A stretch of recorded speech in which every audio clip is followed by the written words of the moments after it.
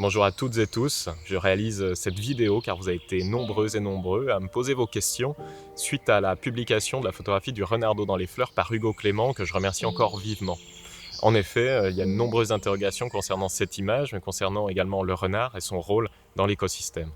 Pour résumer l'histoire de cette image, j'ai passé une quinzaine d'après-midi à l'affût, dissimulé derrière un muret de pierre sèche, à 15 mètres, 20 mètres de l'entrée d'un terrier de renards où il y avait 5 petits. Les renardeaux étaient vraiment jeunes, ils vivaient leurs premiers instants et leurs premières sorties dans la nature, donc généralement à cet âge-là, ils restent blottis les uns contre les autres aux abords de l'entrée du terrier. Juste en face de moi, il y avait une tache de fleurs avec des cardamines, avec des pissenlits. Alors il y a une image qui s'est dessinée dans ma tête où j'espérais entrevoir un jeune dans cette ambiance. Au préalable, j'avais repéré la renarde adulte, elle venait nourrir ses petits tous les soirs, donc j'affûtais l'après-midi et je repartais avant qu'elle n'arrive pour ne pas perturber la quiétude de cette famille. Puis après toutes ces après-midi d'attente, à espérer, à y croire finalement, eh bien, il y a un jeune qui s'éloigne tout seul du reste de la fratrie et il s'avance comme s'il sentait quelque chose et il vient juste devant moi, dans ses fleurs. Il s'assoit, il vient sentir les cardamines, humer les pissenlits, les croquer même. Un moment extraordinaire, ça a duré 1 ou 2 minutes avant qu'il ne reparte finalement vers ses frères et sœurs. Au travers de ce comportement, de cette curiosité, eh bien, ce renardeau dépasse les limites de son environnement connu pour s'ouvrir à ce qui l'entoure. C'est un processus de découverte fondamental qui va permettre aux animaux d'aiguiser leurs sens, de se familiariser à différents comportements, se confronter aussi à différentes situations. Il va aussi permettre à ses frères et sœurs de s'ouvrir au monde qui les entoure pour entamer un processus d'apprentissage nécessaire à leur survie. Adulte, le renard a un rôle extrêmement fondamental à jouer dans l'écosystème.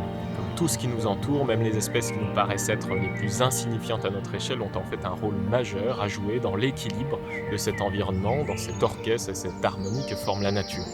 Le renard est un super prédateur à rongeurs, il va réguler pour un seul individu chaque année 6 000 à 10 000 rongeurs par an, c'est son régime alimentaire principal. En consommant ses campagnols, ses mulots, il va naturellement limiter ces populations et les pics de pullulation responsables par exemple des dégâts dans les cultures. Il va également limiter la propagation des maladies propagées par ces rongeurs, dont une maladie qui nous touche chaque année et de plus en plus, qui est la maladie de Lyme. Il y a eu encore l'an passé 67 000 nouvelles personnes infectées en France. La bactérie responsable est la Borrelia, elle est présente chez le campagnol, chez le mulot.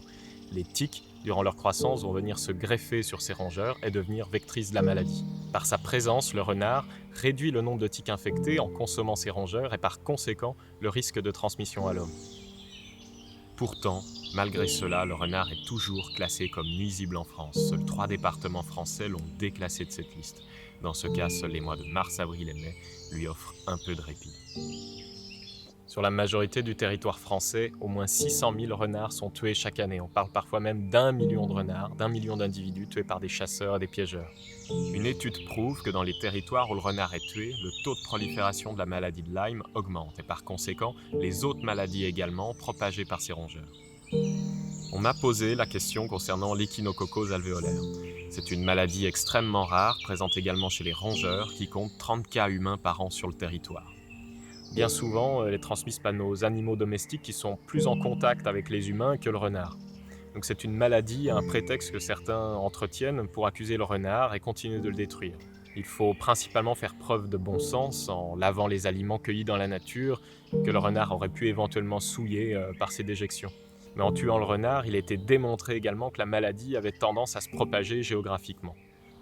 Étonnamment, on parle plus de cette rare maladie que de la maladie de Lyme, qui est un véritable scandale sanitaire et pour lequel le renard est l'atout majeur pour réduire drastiquement le risque de transmission à l'homme. À cause essentiellement de cette pression humaine, le renard a désormais une espérance de vie moyenne de 2 à 3 ans seulement. Il faut comprendre une chose, et c'est en adéquation avec les épreuves que nous traversons, mais dans la nature, il y a des virus, il y a des bactéries qui sont propres à chaque espèce, végétale, animale, comme pour nous-mêmes. Lorsque l'on crée une brèche ouverte, parfois de manière répétée, inlassable dans le milieu sauvage, au travers de la destruction continue d'espèces, d'un milieu, cela va créer le déséquilibre, va produire une baisse immunitaire de ces espèces et de ces espaces concernés. La nature, cherchant toujours l'équilibre et un moyen de se défendre, peut libérer certains virus et certaines maladies.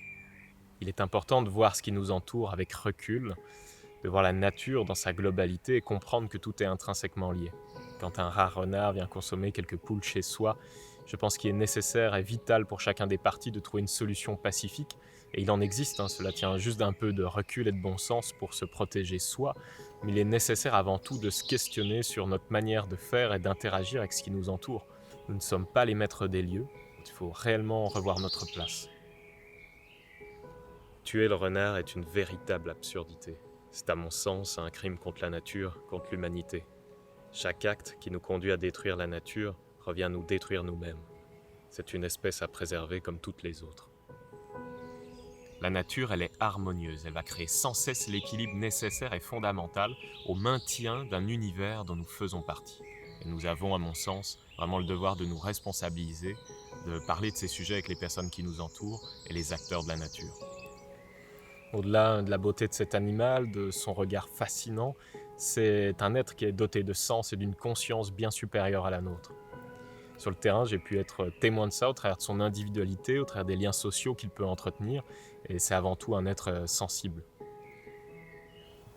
La nature, elle est prodigieuse, c'est une source d'inspiration, une véritable bibliothèque de connaissances où sont gravées toutes les réponses à nos questions, à notre humanité. Quand on se rend compte qu'il y a des forces naturelles qui régissent tout cela et cette symbiose, je trouve que c'est vraiment fascinant. Il est temps de réinventer un monde plus en adéquation avec le vivant, avec nous-mêmes finalement. Les épreuves que nous traversons en ce moment nous permettent de comprendre que nous sommes également liés d'un problème global. Nos actes cumulés ont créé une réalité de conséquences qui nous dépasse. Il est temps de créer le changement, de reconsidérer le vivant. Cela commence par nos actes quotidiens, notre façon de vivre aussi. Mais quand j'observe un peu la nature, je prends conscience des choses essentielles dans la vie et elle nous permet de voir cela. On s'ouvre alors à ce qui nous entoure, on comprend que le modèle de pensée égoïste nous mène tout droit dans le mur. Procédons avec respect et conscience, cela impactera plus positivement ce qui nous entoure et toutes ces espèces qui ont un droit, celui de vivre. Il est temps de semer quelques graines d'espoir dans ce monde. C'est pour cela que j'aime suivre et en savoir un peu plus sur les espèces et les individus que j'essaye d'entrevoir. La photographie est du coup un outil pour moi pour voir et pour comprendre leur rôle. Il est urgent de changer notre rapport à la nature, urgent de réanimer nos liens avec les origines du vivant, important de revenir à l'essentiel, et je crois de s'émerveiller tout simplement.